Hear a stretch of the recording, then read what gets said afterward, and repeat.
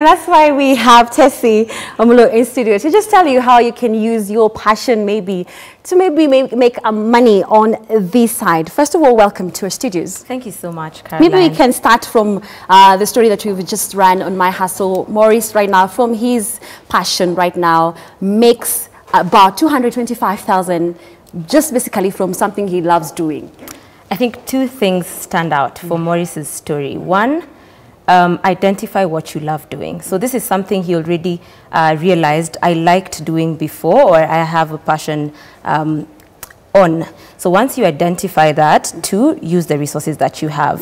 So he started small. He had, I think, about 2,000 shillings that set up his business, and now he's making much more from that. So don't look at how you need people who think you need a lot of money or you need this grand idea to start something, you know, that you love doing. Start small, use the resources that you have. Okay. Yeah. Starting small, yes, but where do you start in terms of maybe identifying maybe the kind of talent that you have so that now you can proceed now to the next stage, which is maybe exploiting it? I think most people are told this. What do you find yourself doing all the time? Or what do you think you fall back on a lot? Or what do you enjoy doing?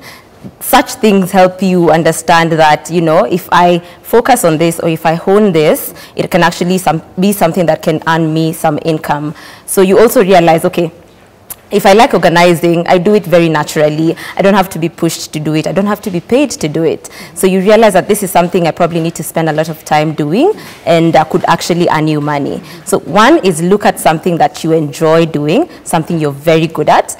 It doesn't have to be the 8 to 5 job that you're doing. Some people confuse that passion to be, I have to be passionate about the job I'm actually in. But there are people who are working 8 to 5, but their passion is away from that. So they start something on the side that they're really, you know, interested about or enthusiastic about and grow that. Yeah. So talent and passion is effortless, according to you? It should be effortless. But then again, there's the part of commercializing your need. How do you now set yourself apart to ensure that now I can make profit or money from this talent that I have already identified?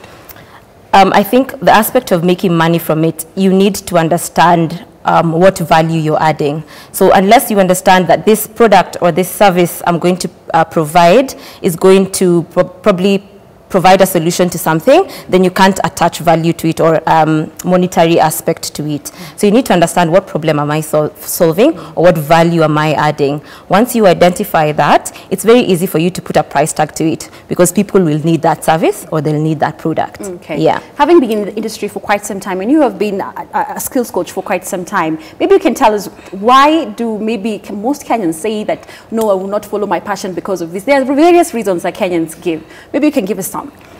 Well, I'd want to call them excuses, but, you know, let's not go there. Yes. One is the fear of failure. I mean, when you think about your passion, you're always thinking, if I start something, will it fail? Will it pick up? You know, the fear of failure makes you procrastinate or just, you know, put it aside completely. That's one.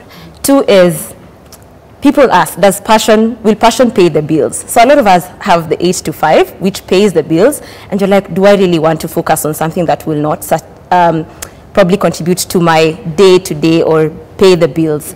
And finally, the third one is the true test of being passionate. Will you spend your weekends learning or spending time working on this passion that you have? Or will you take, you know, probably evening classes to hone your skill? That truly tests your passionate levels.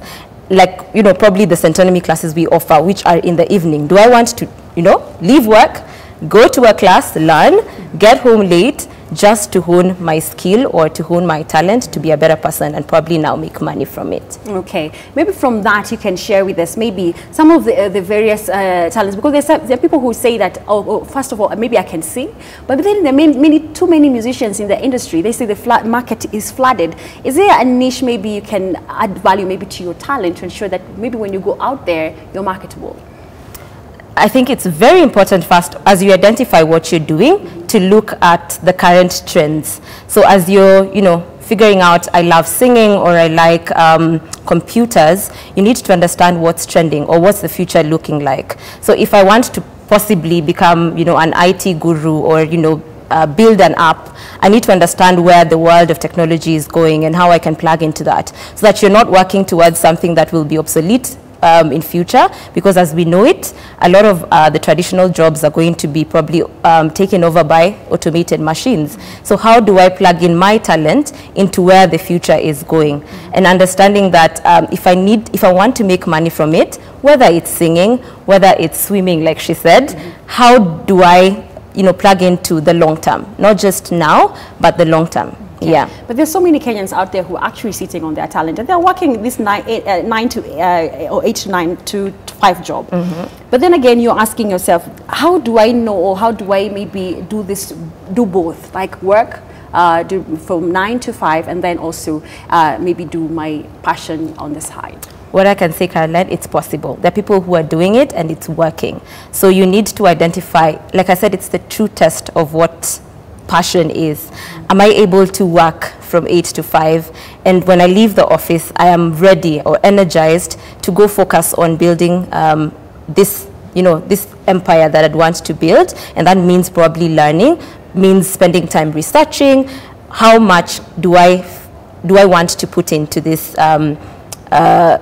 skill or talent to grow it? So I think it's very possible, and people are actually doing it. And once you put in the work and you realize, if I learn or if I put in the work, it's actually going to work, then, it becomes seamless for you. So until you try, until you beat that fear of the unknown, you're not able to tell if your talent is worth millions or not. So you need to understand that you have to try, or you have to start for you to realize that. Okay, let's say you're working that 9 to 5 job. At what point do you know it's time for me to exit the employment world, maybe focus on my passion? Well, I don't know. I don't know if usually you get this, revelation that it's time to leave.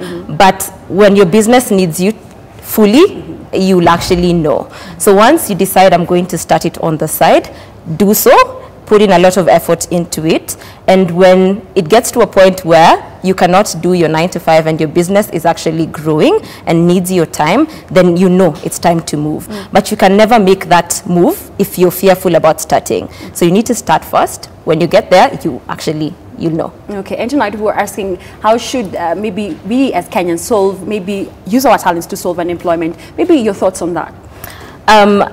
The story was everything for me. Do not get afraid of, exploring what talents you have. A lot of people think the industries are flooded. I mean, that's a common phrase in Kenya.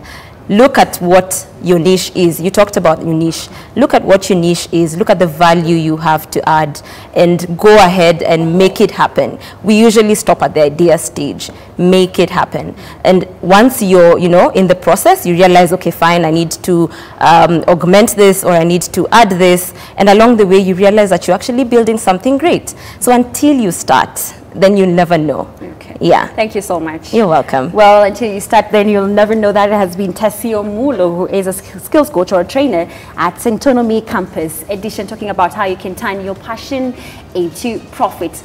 Now we take a short break, and when we come back, you'll be looking at what's making headlines.